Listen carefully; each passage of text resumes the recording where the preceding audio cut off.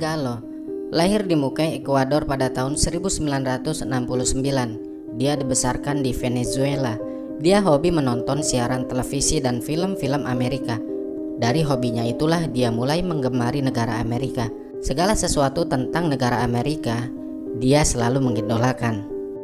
Pada tahun 1985, saat dia berusia 16 tahun, Lorena akhirnya berkunjung ke Amerika untuk berlibur selama beberapa minggu di rumah bibinya. 2 tahun kemudian, tepatnya tahun 1987, di usianya yang ke-18 tahun, Lorena berhasil mewujudkan mimpinya dengan mendapatkan visa pelajar untuk kuliah di Amerika. Tentu hal itu membuat Lorena senang, karena dia bisa tinggal di negara yang selama ini ia impikan. Setelah sampai di Amerika, sambil berkuliah, Lorena juga bekerja sebagai ahli manicure di sebuah salon kecantikan milik seorang wanita yang bernama Jana Bisuti. Kegiatan Lorena sehari-hari hanya kuliah sambil bekerja.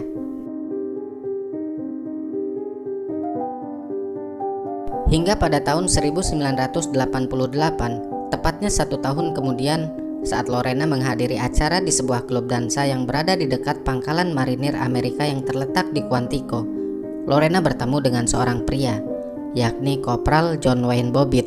Dia berasal dari Niagara Falls, New York.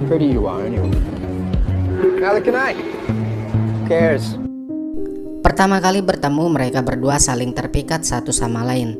Di mata Lorena, John adalah sosok pria yang humoris, tampan, bermata biru, berbadan tinggi dan tegap. Lorena yang sangat mengagumi negara Amerika, bertemu dengan John yang seorang marinir seperti halnya bertemu dengan sang idola. Baginya, John adalah jawaban dari sebuah mimpi untuk hidup di Amerika. Look at how beautiful you are. My English is so bad. You laugh at me, I know. Wow. Looks like we'll have to change that. Tidak hanya Lorena, di mata John penampilan Lorena sangatlah cantik dan menarik. Aksen Inggris dan Spanyolnya terdengar unik di telinga John setiap kali Lorena berbicara. Tubuhnya yang mungil membuat Lorena tampak seperti gadis yang lugu. Semua hal tentang Lorena membuat sang marinir jadi tergila-gila. Lorena adalah penganut Katolik yang sangat taat. Didikan orang tuanya yang ketat membuat dia takut melakukan hal-hal di luar norma agama, dan John pun menghargai akan hal itu. Inilah salah satu alasan kenapa Lorena sangat mencintai John, karena John juga bisa menghargainya. Tidak seperti pasangan muda-mudi pada umumnya di Amerika yang hidup dengan pergaulan bebas. See you next week. Dan bahkan setiap kali mereka berkencan, Lorena akan selalu ditemani oleh sepupunya yang bertugas sebagai pendamping. Hal itu dilakukan sang bibi karena mendapatkan amanah dari orang tuanya Lorena. Bibinya takut jika terjadi sesuatu dia akan disalahkan oleh orang tuanya. Selama mereka berpacaran, orang-orang yang berada di sekitar Lorena, termasuk sepupunya, merasa heran dengan sikap John. Menurutnya John seorang pria yang aneh. Bagaimana tidak, setiap kali mereka kencan, di saat akan membayar makanan, John selalu beralasan bahwa dompetnya tertinggal di rumah, dan Lorena tidak merasa keberatan untuk membayar semua itu. Sepupunya sudah berkali-kali mengingatkan kepada Lorena, tapi Lorena yang sedang bucin tidak menanggapi serius akan hal itu. He always happens to forget his wallet, kind of drinks a lot. Get what you see in him. Wouldn't you be happy for me? John's a good guy. Grab me a beer. Singkatnya 9 bulan kemudian, karena keduanya tidak mau saling kehilangan, akhirnya pada tanggal 18 Juni 1989 mereka meresmikan hubungannya. Saat menikah, Lorena berusia 20 tahun dan John Bobbitt berusia 22 tahun. Do you love me? Forever and ever. Namun sayang, bahtera rumah tangga mereka yang awalnya baik-baik saja dengan cepat berubah menjadi sebuah konflik. Lorena menyalahkan John penyebab semua ini karena John selalu berbuat kasar. Lorena tidak mengerti dengan sikapnya yang tiba-tiba baik, tiba-tiba juga berbuat kasar. Bahkan dia cenderung melampiaskan kebrutalannya di ranjang saat bercocok tanam.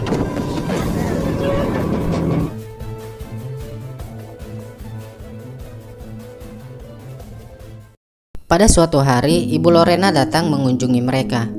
Di saat itulah sang ibu melihat sifat John yang sebenarnya. Bahkan dia berani kasar dan menyakiti Lorena tepat di hadapan sang ibu karena hal sepele. Lorena, I told you I was watching the game. Are you deaf? I said no. I just wanted to see the balloons. Damn it, give me the remote. It's a touchdown, now the skin's lost. Great. You take pleasure out of making me miserable? Way to go, Lorena. I didn't make them lose. This last day here will make her very happy to watch the program. Yo intento, pero no sirve. Okay. Two can play that game. Now nobody can watch TV. John nomás está de mal humor. Mom understands a word I'm saying. Lorena.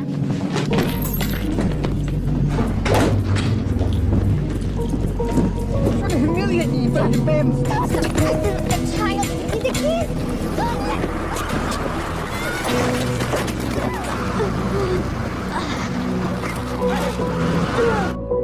Tentu saja John menyangkal semua tuduhannya. Justru John menyalahkan Lorena yang jadi penyebab hancurnya pernikahan mereka. John mengatakan Lorena memang seorang istri yang baik, tapi Lorena terlalu banyak menuntut dan tidak bisa sabar. Lorena sering menuntut John untuk dibelikan barang-barang mewah seperti yang dimiliki oleh bosnya Jana Bisuti, memiliki rumah besar, mobil mewah, dan masih banyak tuntutan lainnya. Itu menurut John. Waktu itu juga Lorena sedang mengandung anak dari John. John yang mengetahui bahwa Lorena sedang hamil menyuruhnya untuk melakukan aborsi. John juga mengancam akan mendeportasinya dari Amerika. Decision to make. Please, John, this is our baby. Are you sure you want to have this procedure? I just want to get it over with. Without other options. Okay.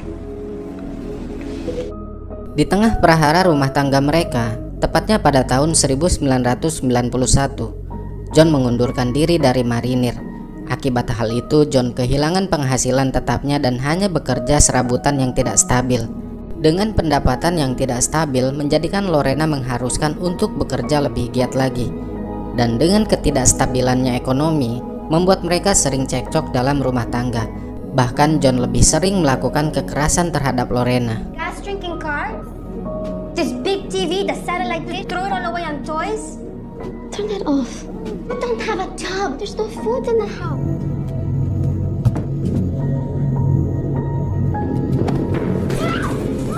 Dari sinilah John jadi sering mabuk-mabukan karena stres melihat kondisi rumah tangganya. Dan Lorena juga sempat tertangkap menggelapkan uang bosnya sebesar 7.200 US dollar. Know what I'm doing.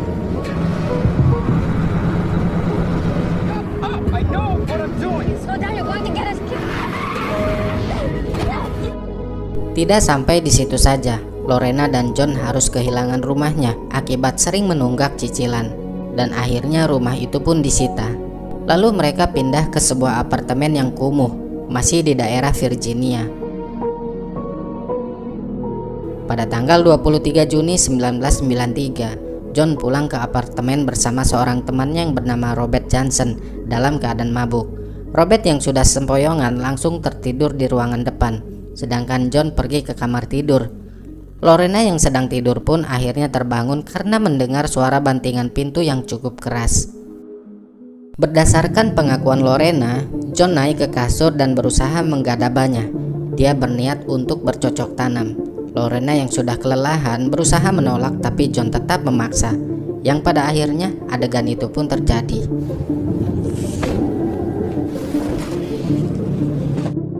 Lorena kemudian bangun dan pergi ke dapur untuk mengambil segelas air.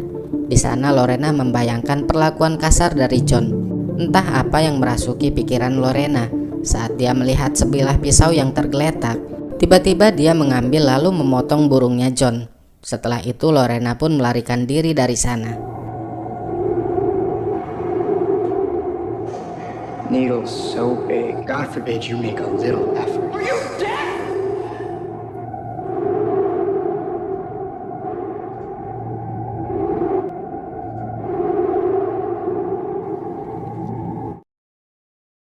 Di dalam perjalanan, Lorena baru menyadari bahwa dia masih menggenggam potongan burungnya John. Dia kemudian membuangnya ke semak-semak yang berada di depan toko pusat perbelanjaan.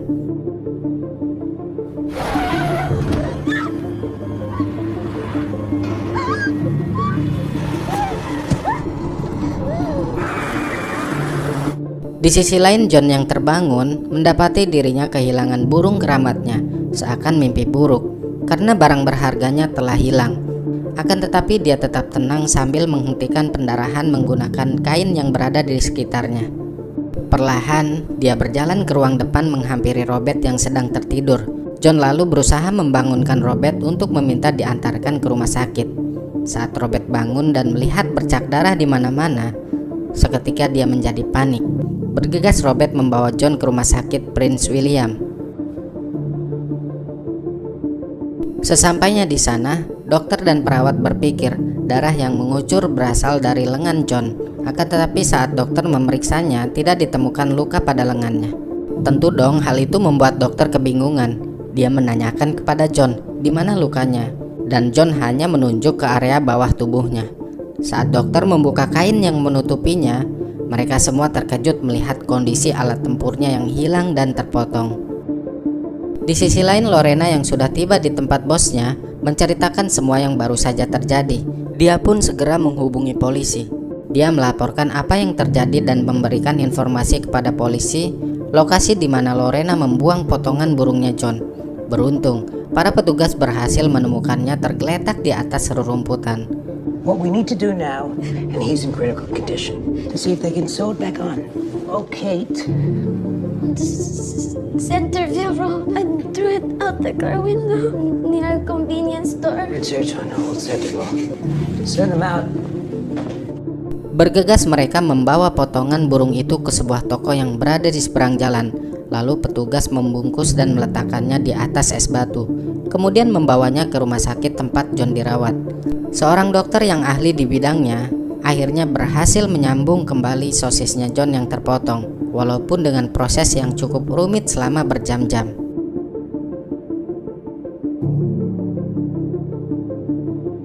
Atas kejadian itu, Lorena pun ditahan oleh pihak yang berwajib untuk dimintai keterangan. Insiden itu terjadi saat Lorena Bobbitt berusia 24 tahun dan John Wayne Bobbitt berusia 26 tahun. I don't think it's fair. He's selfish because he hurt me when he made me do that. So I pulled back that I did it, and then.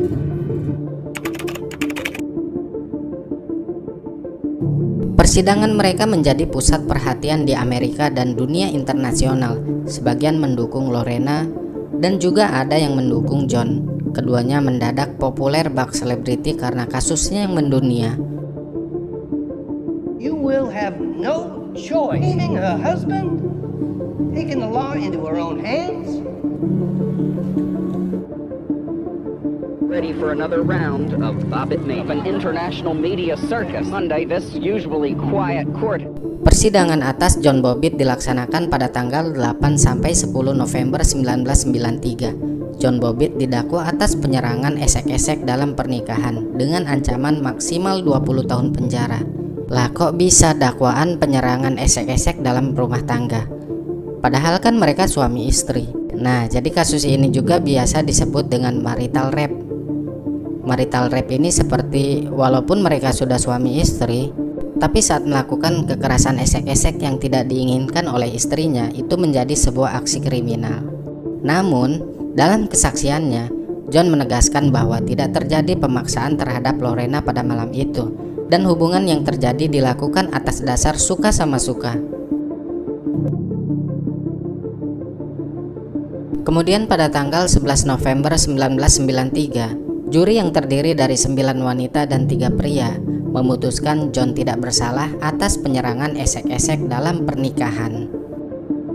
Wayne Bobbitt, the jury finds the defendant not guilty. The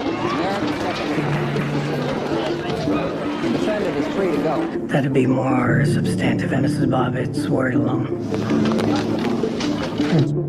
Sedangkan persidangan atas Lorena Bobbitt dilaksanakan pada tanggal 10 sampai 20 Januari 1994. Lorena didakwa atas tindakan melukai secara sadis dengan ancaman yang sama, 20 tahun penjara.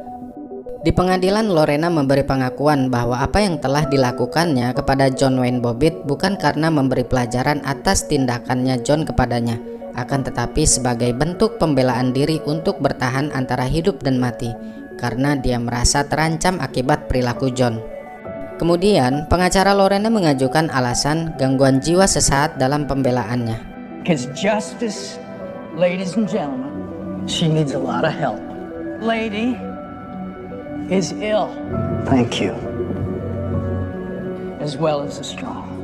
Akhirnya pada tanggal 21 Januari 1994, juri yang terdiri dari 7 wanita dan 5 pria memutuskan bahwa Lorena dinyatakan tidak bersalah atas tuduhan melukai secara sadis dengan alasan gangguan jiwa. Tapi pengadilan tetap menganggap perlu dilakukan evaluasi atas kondisi kejiwaan Lorena, sehingga pengadilan mengirim Lorena menjalani terapi dan evaluasi kejiwaan di rumah sakit.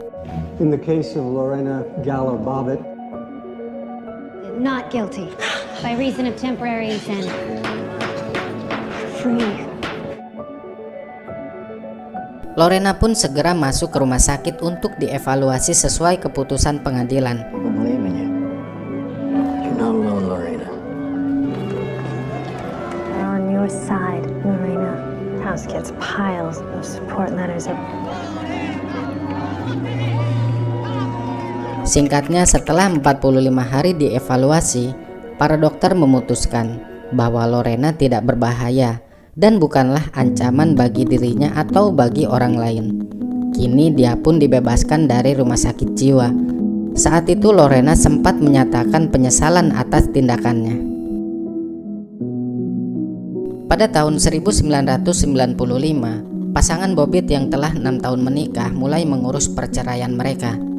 Dan setelah itu mereka pun akhirnya bercerai. Sejak saat itu akhirnya Lorena mengangkat sumpah dan secara resmi menjadi warga negara Amerika. Ia membawa seluruh keluarganya pindah ke Amerika dengan harapan merubah kehidupan mereka. Kemudian dia kembali menuntut ilmu di Community College, yang mana dia bertemu dengan sahabat lamanya dan kini menjadi pasangan hidupnya. Dia bernama David Bellinger.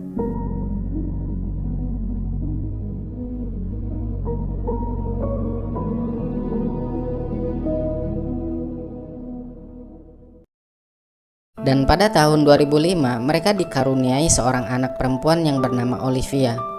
Pada tahun 2007 Lorena mendirikan yayasan yang diberi nama Lorena Gallo Foundation, yaitu sebuah yayasan yang didedikasikan untuk pencegahan kekerasan dalam rumah tangga. Kehidupan yang selalu diimpikannya dia dapatkan bersama David. Kebahagiaan Lorena bertambah saat keluarga besarnya bisa berkumpul di Amerika sesuai apa yang diimpikan Lorena sebelum menikah. Dia kemudian memutuskan tidak lagi memakai nama Bobbitt dan mengganti dengan nama kecilnya, yaitu Gallo. Lorena sekarang terlihat lebih tegar dan lebih percaya diri.